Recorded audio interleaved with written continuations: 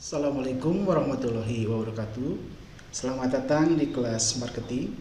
Senang berjumpa dengan kalian semua, siswa pembelajar dimanapun kalian berada. Bagaimana kabar hari ini? Sehat? Alhamdulillah. Tetap semangat ya. Sebelumnya Bapak akan perkenalkan nama Bapak Ibrahim Sidki. Bapak adalah salah satu pengajar pada keahlian bisnis daring dan pemasaran. Kali ini Bapak akan menyampaikan materi pendidikan jarak jauh mata pelajaran marketing pada KD 3.2 menerapkan analisa pasar. Setelah menyelesaikan pokok bahasan ini, peserta didik mampu yang pertama menjelaskan pengertian analisa riset pasar. Yang kedua, mendeskripsikan perencanaan riset pasar. Yang ketiga, mendeskripsikan analisa pasar serta implementasi riset pasar. Pokok bahasan mengenai analisa riset pasar ini meliputi yang pertama, pengertian analisa riset pasar, yang kedua, perencanaan riset pasar, yang ketiga, implementasi riset pasar. Sumber kita menggunakan di sini buku sekolah elektronik, analisa dan riset pasar kelas 1 kelas 10, kontributornya Dr. Randa Anistiani MM, dari Kementerian Pendidikan dan Kebudayaan, Direktorat PSMK 2013. Oke, kita mulai. Mungkin kalian sudah tahu ya, apa itu analisa riset pasar? Oke. Analisa riset pasar terdiri daripada 3 suku kata, yaitu analisa, riset, dan pasar. Oke, kita akan bahas satu-satu. Yang pertama, pengertian analisa. Analisa atau analyze dalam bahasa Inggris adalah suatu kegiatan untuk mencermati dan mengamati secara terperinci sesuatu objek dengan cara menguraikan unsur-unsur pembentuknya atau penyusunnya untuk dikaji lebih lanjut. Sesuatu objek atau produk dan data calon pelanggan berupa perilaku, keinginan, dan lain-lain yang berhubungan dengan produk dan layanan. Oke, sudah mengerti anak-anakku? Oke. Yang kedua, pengertian riset. Riset atau riset dalam bahasa Inggris adalah suatu proses investigasi yang dilakukan secara aktif, teliti, tekun, dan sistematis bertujuan untuk menemukan, menginterpretasikan atau menafsirkan dan merevisi atau menelaah yang baik dan yang buruk data atau informasi. Yang selanjutnya, pengertian pasar. Kalian sudah tahu mungkin pasar, sering berkunjung ke pasar. Oke, Bapak akan jelaskan di sini mengenai pasar. Pasar atau market dalam bahasa Inggris adalah salah satu dari berbagai alur yang beraturan atau sistem, institusi atau lembaga, prosedur, hubungan sosial dan infrastruktur atau tempat di mana usaha menjual barang, jasa, dan tenaga kerja untuk orang-orang dengan imbalan uang. Tadi Bapak sudah jelaskan 3 pengertian. 1, analisa, yang kedua riset, yang ketiga pasar.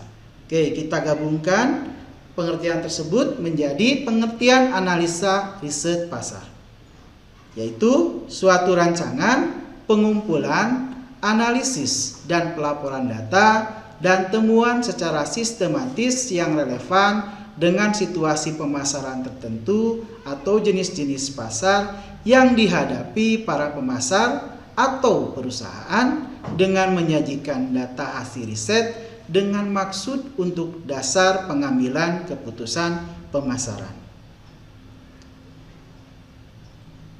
Kita lanjut kepada bahasan yang kedua mengenai perencanaan riset pasar.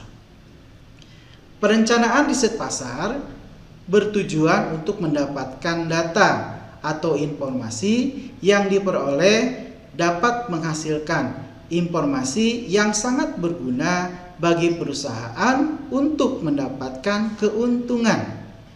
Data atau informasi diharapkan mendapatkan data yang faktual, aktual, cermat, berguna, dan tepat sasaran.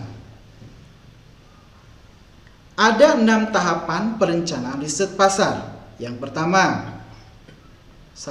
pertama merumuskan masalah dan tujuan dari riset pasar. Yang kedua, menyusun rencana biaya riset.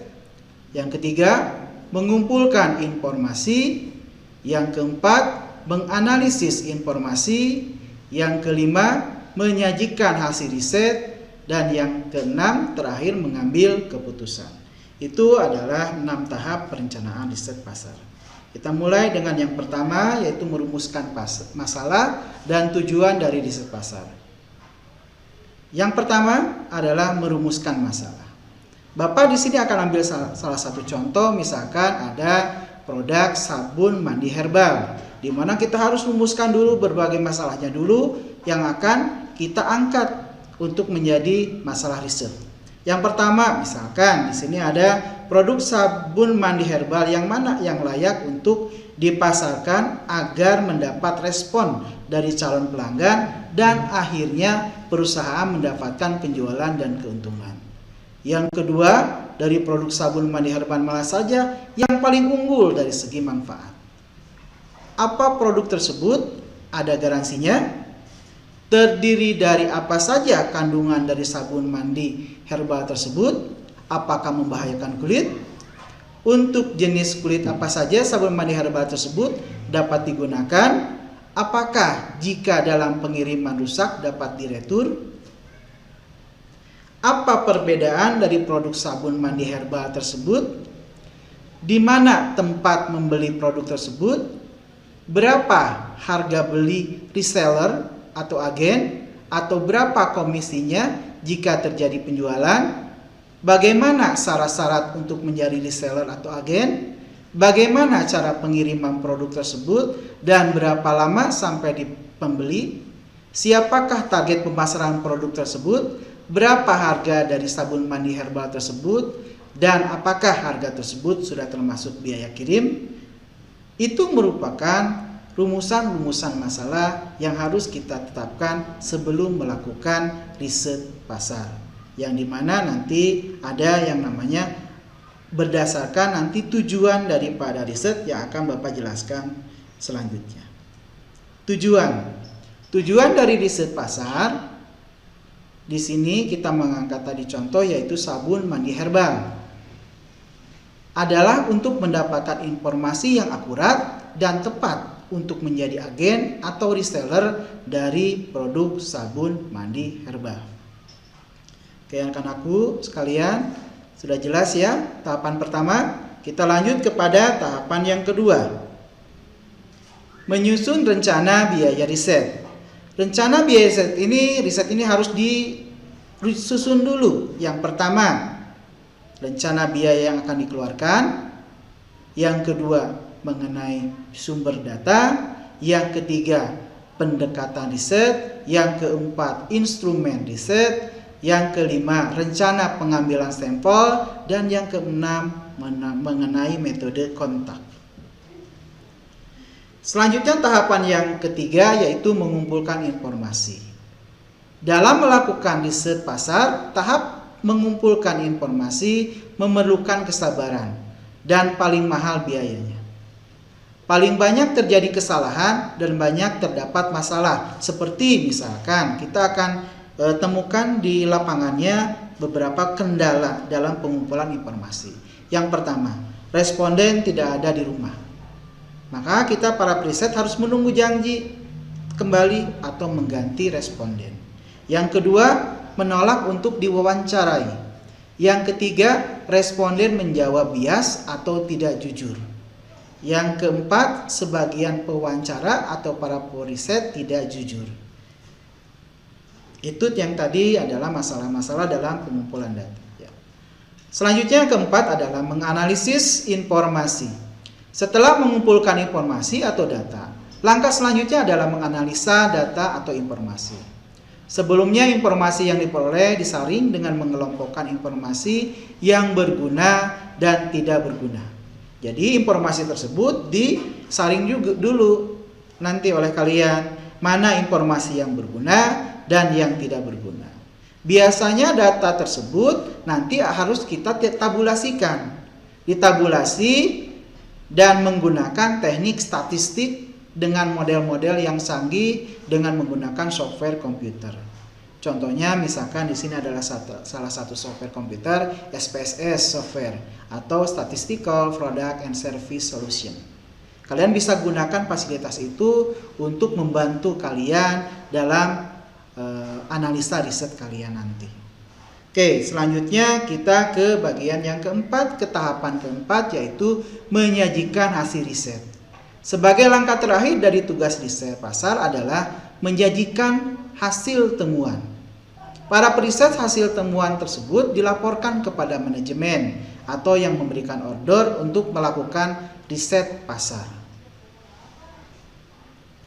Tahapan yang selanjutnya di sini adalah mengambil keputusan. Hasil dari riset tadi, laporan tadi, ya diserahkan kepada manajemen untuk mengambil keputusan dari hasil riset yang disajikan oleh para periset tadi. Bukan lagi tugas mereka. Mereka berhenti setelah menyajikan hasil temuan. Artinya kalau kalian sebagai periset hanya menyampaikan dari tahapan 1 sampai tahapan 5 setelah sampai kepada hasil temuan. Nah, nantinya manajemen yang ada akan menggunakan data kalian tersebut, hasil temuan kalian tersebut untuk dijadikan dasar untuk dalam pengambilan keputusan.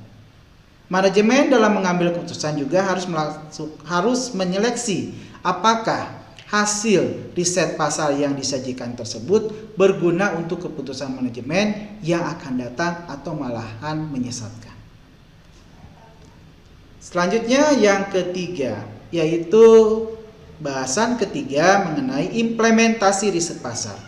Untuk melaksanakan riset pasar dapat dikerjakan sendiri, menggunakan konsultan periset, serta dapat melaksanakan riset pasar secara kombinasi, yaitu dikerjakan sendiri dan dikerjakan oleh konsultan dengan cara membagi tugas.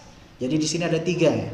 Yang pertama bisa dikerjakan sendiri, yang kedua bisa menggunakan konsultan, yang ketiga bisa kombinasi oleh periset kita sendiri dengan konsultan dengan cara membagi tugas.